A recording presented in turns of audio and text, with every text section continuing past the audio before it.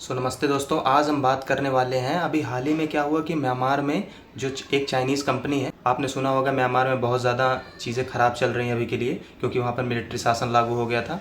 और अभी के लिए वहाँ की जो हालात हैं, तो वहाँ की जो मिलिट्री है, मिलिट्री कहने का मतलब है उसकी मिलिट्री को जो वहाँ पर रूल कर रहे हैं उसको जुंटा बोलते हैं। तो जुंटा जो है उसको चाइना की एक कंपनी है, उस कंपनी का नाम है चाइना साउथ इंडस्ट्रीज़ कॉरपोरेशन।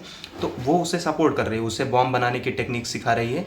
और ये जो जुंटा है, जुंटा है तो आर्मी म्यांमार की ही, लेकिन वो अपने खुद के लोगों पर ही अटैक कर रही है। और खुद के लोगों पर अटैक क्यों कर रही है? क्योंकि लोग नहीं चाहते कि ये आर्मी वाले उनके यहाँ शासन करें। तो वो लोग, जो जनता जब खड़ी होती है उनके खिलाफ, के जो लोग हैं वो उसके खिलाफ जो प्रदर्शन करते हैं, तो वहाँ की अभी के जो हालात हैं, तो उसके हिसाब से ऐसा हो रहा है कि वहाँ की एयरफोर्स ही अपने खुद के लोगों पर ही बॉम्बिंग कर रहा है। और अगर ऐसे ही होता रहा तो आप समझिए, अगर आप किसी देश की एयरफोर्स अपने लोगों पर ही बम गिराए तो आप समझिए कितनी ज़्यादा डिस्ट्रक्शन फैल सकती है, कितने ज़्यादा लोग मारे जाएंगे। तो ये बहुत ही ज़्यादा गंभीर विषय है। और क्लियर करता चलूँ, बीते कुछ सालों से म्यांमार में इंस्टेबिलिटी बहुत दिनों से ऐसे बनी हुई है। उसमें हुआ क्या कि जो वहाँ की, मैंने आपको पहले भी बताया, वहाँ की जो आर्मी उन्होंने टेक ओवर कर लिया और अपने शासन अपने हाथ में ले लिया।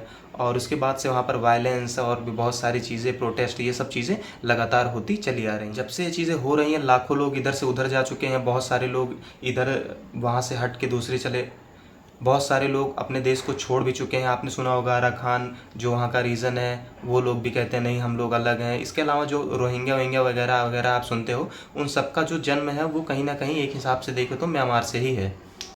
वहाँ पर बहुत सारे रिबेल ग्रुप्स भी हैं। रिबेल ग्रुप्स कहने का मतलब है वो अपनी आज़ादी के लिए लड़ रहे हैं, जो जुंटा है उससे लड़ रहे हैं। और मैंने आपको पहले बताया, जुंटा वहाँ की आर्मी है जिसको जुंटा बोल रहे हैं, जो अभी के लिए वहाँ पर शासन कर रही है।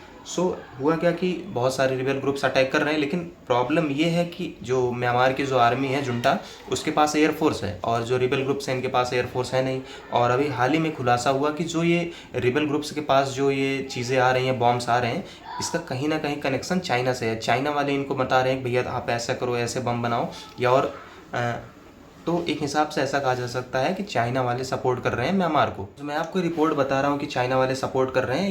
ये रिपोर्ट जो है वो जो म्यांमार है उसी की एक स्पेशल एडवाइजरी काउंसिल है, और यही लोग, और ये इंडिपेंडेंट है, ये किसी के अंडर में काम नहीं करते। तो यही लोगों ने ये रिपोर्ट पब्लिश किया कि पहले तो क्या हुआ कि चाइना ने अपनी एक कंपनी स्थापित की म्यांमार में, उन्होंने भेजा म्यांमार में ताकि ये जाके ट्रेन कर पाएँ कि भैया इस तरीके से बनते हैं बॉम्ब। तो ये चीज़ करके उन्होंने ऐसा किया है जिससे, और यहाँ जो उन्होंने बॉम्ब बनाए वही बॉम्ब गिराए गए जो म्यांमार के सिविलियंस हैं उनके ऊपर। और ये सपोर्ट करने के पीछे रीज़न बहुत सारे हैं, क्योंकि चाइना ने बहुत सारे अपने जो पैसे हैं वो इन्वेस्ट किए हैं ऑयल एंड गैस में, वो भी म्यांमार में, और कई गैस पाइपलाइंस भी म्यांमार के थ्रू गई हैं। ऐसा नहीं है कि चाइना म्यांमार में कभी ख़राब थे, ये इनके रिश्ते बहुत पहले से अच्छे हैं। और जो चाइना है वो दशकों से सपोर्ट करता आ रहा है म्यांमार को।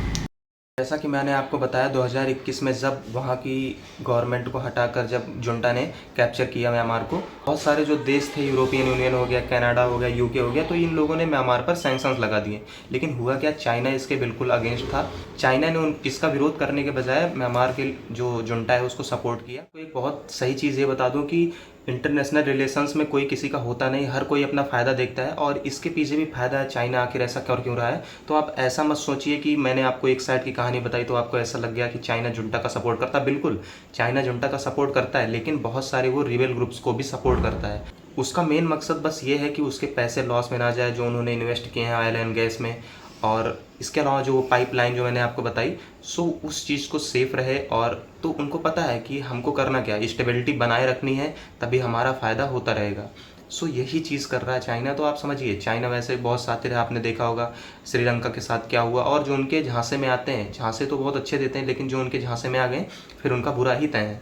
आप गाइस समझ सकते हो, इंटरनेशनल रिलेशंस में ऐसी चीज़ें होना कॉमन है, लेकिन बुरी बात यह है कि वहाँ के जनता को इसका परिणाम भुगतना पड़ रहा है। तो ये बहुत गलत चीज़ है। तो इस पे कहीं ना कहीं मैं कहूँगा थोड़ा सा ध्यान देना चाहिए। और यूएन सिक्योरिटी काउंसिल में चाइना अपना वीटो पावर का इस्तेमाल करके ऐसी चीज़ें करता है ताकि म्यांमार की जो जुंटा है उसके खिलाफ कोई ग्लोबल लेवल पे चीज़ें ना हो पाएँ। तो समझिए आपके पास, तो आप समझिए उसके पास वीटो पावर है, उसका इस्तेमाल करके भी वो वहाँ पर स्टेबिलिटी बनाए हुए ताकि उसका लॉस ना हो। तो आप समझिए कितना चालाकी से ऐसा काम किया जा रहा है। लेकिन अंत में परिणाम वहाँ के लोगों को भुगतना पड़ रहा है। म्यांमार में चाइना का जो इन्फ्लुएंस बढ़ता जा रहा है, ये भी हमारे लिए भी थ्रेट है, क्योंकि वो हमारा जो म्यांमार है वो हमारा नेबर है।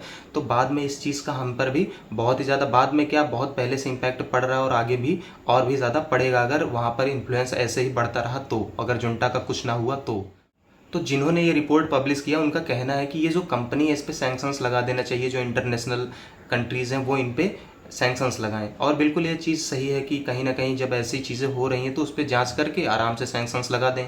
हालांकि ये सैंक्शंस लगाना इतना ज़्यादा आसान तो है नहीं, क्योंकि चाइना एक ग्लोबल प्लेयर है, आपको पता है, और बहुत ज़्यादा माइटी भी है। तो कहीं ना कहीं लेकिन इंटरनेशनल प्रेशर से और भी अगर ऐसे अवेयरनेस फैलती रहें तो ये चीज़ें होना संभव हो सकता है। तो गाइज ये सब चीज़ें हमें सोचने पर मजबूर करती है कि लोग अपने फ़ायदे के लिए कितने ज़्यादा लोगों को मार सकते हैं, क्या कर सकते हैं। ये चीज़ें यहाँ ही नहीं चल रही है, ये हर जगह चलती है। आप देख पाओगे यूक्रेन रसिया में बहुत सारे लोग अनाथ हो गए होंगे। वार कभी अच्छी नहीं होती है। आप इजराइल गाज़ा का देख लो, वार कभी अच्छी नहीं हो सकती है। मैं कहता हूँ बातचीत से जो चीज़ें निकल सकती हैं वो वार से भी अंत में वही चीज़ें निकलेंगी, लेकिन आपके पास सब कुछ खो जाएगा। आप इसका सबसे अच्छा एग्जांपल आप ले सकते हो रसिया यूक्रेन वार को। यूक्रेन की अगर आप एक बार बैठ के हालत सोचोगे, क्या रह गया उनके पास। उन्होंने अपना एक हंसता खेलता देश उजाड़ दिया, सिर्फ अगर वो नेटो को ना ज्वाइन करते तो। यही एक सबसे मेन कारण था, नहीं तो रसिया अटैक नहीं करता। सो गाइज मैं आपके साथ एक चीज़ और बताना चाहता हूँ। मैंने एक नया चैनल बनाया, मेरा व्लॉगिंग चैनल है अंकुश फ्रॉम यूपी करके। मैं लिंक आपके साथ शेयर कर दूंगा डिस्क्रिप्शन में, नहीं तो अपने टाइटल में ऐड कर मेंशन कर दूंगा उसको। सो गाइज आप हमारा वो चैनल भी देख सकते हो, बहुत ही अच्छे। अगर आपको पसंद आए तो आप बिल्कुल हमें और अगर आपको गाइज हमारा कंटेंट पसंद आए तो बिल्कुल हमारे दोनों चैनल को आप सब्सक्राइब करिए, अपने दोस्तों के साथ शेयर करिए। और आखिर में इतना ही कहना चाहूँगा, आप हमें देखने के लिए आपका शुक्रिया। बाकी आपको जिस भी विषय पर अगर कुछ भी जानना हो आप हमें कमेंट सेक्शन में बता सकते हैं, मैं उस पर एक अलग से वीडियो बना दूँगा। सो गाइज मिलते हैं फिर आगे।